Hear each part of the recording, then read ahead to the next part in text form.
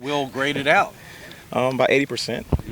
That's pretty good. He played solid, but we're in the red zone 3 times, and came with 0 points. Now the fourth down stop was, it's credit to those guys, but there was a couple of passing routes where he was way late on. If he goes where he's supposed to go, they're touchdowns, or attempt to catch it for a touchdown, But he missed those throws, but overall he played solid, and I'm very, very pleased with him. I understand that UConn did a lot. They were changing looks and they were constantly doing things to try to confuse the quarterback. Right.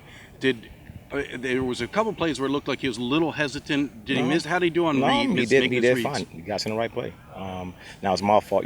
We checked the play. That was a pretty good play for us, but I should have known that sooner or later they're going to adjust to that play. Then we ran it again. Then they stopped. So I should have stayed one step ahead of them. But that was my fault. Other than that, he did a great job. Got us in the right play. Again, the one fumble was huge. Again, that's on him and Chris. But again, other than that, he played pretty solid. The rushing yardage. I imagine you're looking for a little more than 2.6 per carry out of your quarterback, or does that the defenses? Credit to those defensive guys. They play well. They're very screwed in. We knew going to the game that we have to hit some play action passes. We knew we had to do that. We couldn't just line up and just go down the field on them. That was the plan, and we did hit some. Guys down there, and we're able to get in the end zone. As far as Will's rushing, it's going to get better as the year goes on. But again, they're very screwed in.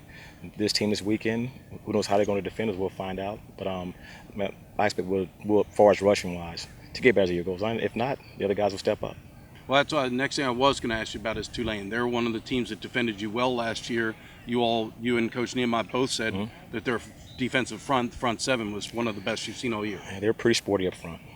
Very, very physical. They had a great plan. It's a pretty simple plan, but it allowed their kids to play fast. It was a grinded out game. I went back and watched the film from last year. We watched it as a staff. Again, they played us well, but at the same time, it was a grinded out game. We had to buckle down and get 2 yards here, 3 yards there, but we were able to do it. We were able to move the football down the field. Again, not in big chunks, but very, very small chunks. But we got in the end zone when we needed to. And go ahead. They have 2 first-team returning all-conference players, which I imagine are at spots which are important for stopping the triple option. A defensive tackle in Tenzel Smart, who's 305, yes, and Nico Marley, who's a very good pursuing linebacker.